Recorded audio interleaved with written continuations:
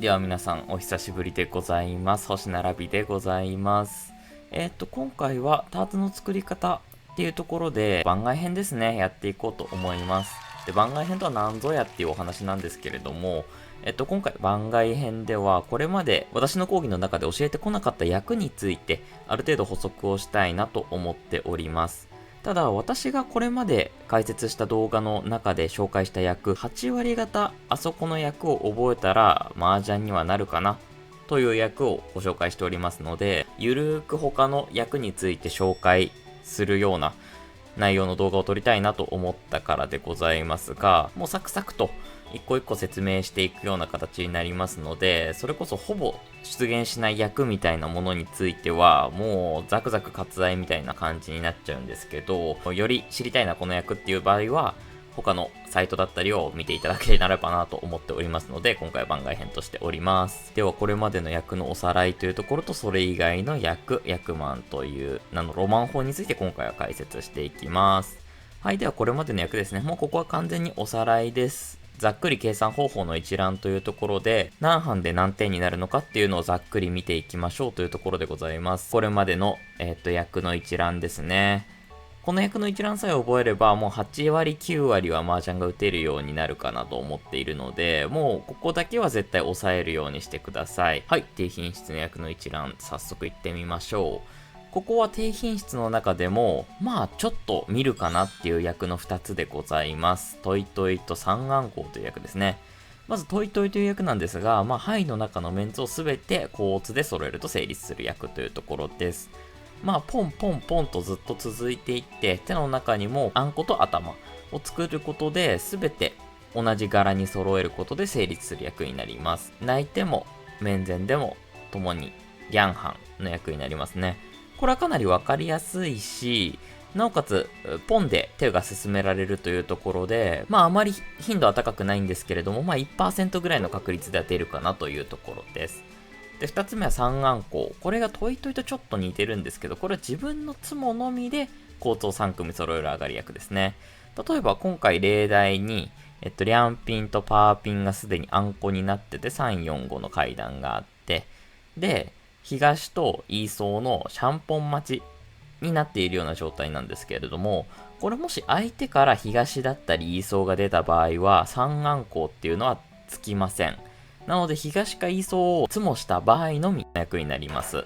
なので自分の手の中に自分が引いた牌が3つ暗号になってるかどうかっていうところで3暗号ができてるかどうかっていうところは見てみてください。続きまして頻度2です。はい、もうここからはもうイラストすらないですね。なのでもうそれぐらい頻度は少ないよっていうような役になってます。で、まずリンシャン解放ですね。これはもう某有名な漫画のさあなんとかもうほぼ言ってますけど、それによく出てくる役になりますので、もしかすると聞いたことある方いらっしゃるかもしれませんね。リンシャン解放。暗冠だったり民間をした時に1枚牌を引くんですね。その積もったリンシャン牌って言われるものを引いた時に、もしそれが上がり牌だった場合に、リンシャン解放という役が成立します。続きまして、配定法定です。これはもう山の最後の牌で積も、もしくはその最後の牌で相手が切った牌が自分の論敗だった場合に発生する役ですね。逆、もしくはいい半分のボーナスがつくかもしれないっていう風に覚えておいてください。続きまして、この中で唯一得点の形がある小三元という役ですね。これはリャンハンの手になりますのでかなり高めと。で、これは書いてないんですけど、内手も面前でもリャンハンになってます。これは頭の2面ツを三元牌の白発チュンで揃える上がり役ですね。なので、例えば、発3つとチュン3つと白2つで小三元。これはもうどのパターンでも大丈夫です。続きましてダブルリーチですね。これも状況の役なんですけれども、ハイパイからもう第一質問の中でテンパイしていた時ですね。もうパッと引いたら、もうリーチできるじゃんっていう状態の時に、第1牌の捨て牌からリーチを宣言する時につく役です。本来2巡だったり3巡だったりした後にリーチって言ってもいい班の役にしかならないんですけど、もし第1打でリーチって言えた場合はダブルリーチというリャンハンの役になります。なのでボーナス得点2倍みたいな感じですね。これさっき言ってなかったんですけれども、出現頻度2からはもうほとんど私のやる気もなくなっておりますので、麻雀オークさんというサイト様からこちらの文言はある程度参考にさせていただいております。この麻雀王国さんのサイトに皆さん行ってみてください。これ全然案件でもなんでもないです。はい、出現ヒント3です。もうここからはほぼ覚えなくていいですね、正直。ただ、麻雀をやる上ではもしかすると、もう本当に 1% 未満。0.1% ぐらいの確率で発生するかもしれないようなところなので、一応見ておきました。一発目はまず本老頭、これリャンハンの役ですね。これは泣いても成立します。これは頭もメンツもすべて自敗と19敗だけで揃える役ですね。必然的に交通の形もしくは統一の形になるので、もう本老頭が成立するとき基本的に前やった地位統一だったり、今日勉強したトイトイだったり、何かしらの役が絡むっていうことを覚えておいてください。もう自敗と19敗だけで揃える役なんで、もうめちゃくちゃ難しいです。もちろんポンとかもできるんですけど、もう真ん中の牌ペペペペペって切って、端っこの牌スススって重ねて、ポンポンポンロンって言わないといけないんで、もうほとんど無理でしょうっていう感じですね。続きまして、リャンペイコウという役です。これ3班の結構高い役ですね。これ E ペイコウ2組揃える上がり役です。もう E ペイコウ1個揃えるのも結構苦労したような役だったのに、それがさらに2個作らないといけないので、もう実質12枚は形が決まっているような役になります。で続きまして三冠図ですね。これは自敗だったりスーパーに関係なく、冠っていうものを3組揃える上がり役です。なので、冠って3回言えれば、揃う役にはなるんですけど、4枚揃う確率の低さっていうところを皆さんはご存知だと思うので、ほとんど出ないです。皆さんがもしかしたら見てるかわからないんですけど、M リーグっていう一番有名な大会があるんですけど、そこでも三冠図はまだ出たことがないんじゃないかなと記憶してます。その M リーグは6年ぐらいやってるんですけど、それでも見たことがないので、もう揃う確率は 0.1% 以下でしょうところです。で、これも同じく M リーグで出てない3色同行という役ですね。これどういうことかっていうと、例えば8万が3枚あったとしたら、自分の手の中にさらに8のピンズが3枚あって、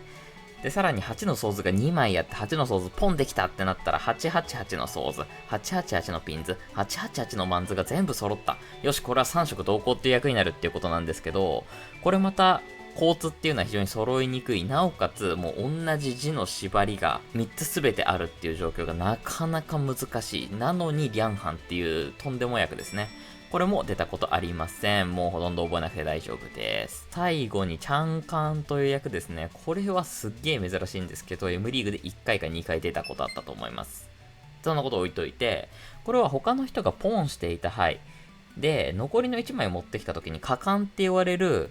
これも1個付け足しちゃえ、冠っていうことができるんですね。その牌が自分のもし上がり牌だった場合、論ができるっていう役になりますね。はい、これもとんでも確率ですね。なかなか出ないです。覚えなくて大丈夫かなと思います。役満はもう揃いにくすぎて、それが出たらもうこれだけの点数上げちゃうっていうような夢みたいな役ですね。中には皆さんが知ってるような役もあるかもしれませんが、もちろん全部天文学的な確率になってくる、そんなに重要じゃないかもしれません。ということで言っていきましょう。ただ、その役満の中にはやっぱ出やすいやつと出にくいやつっていうのがいるので、まずは頻度の高い役満というところを3種類紹介させていただきます。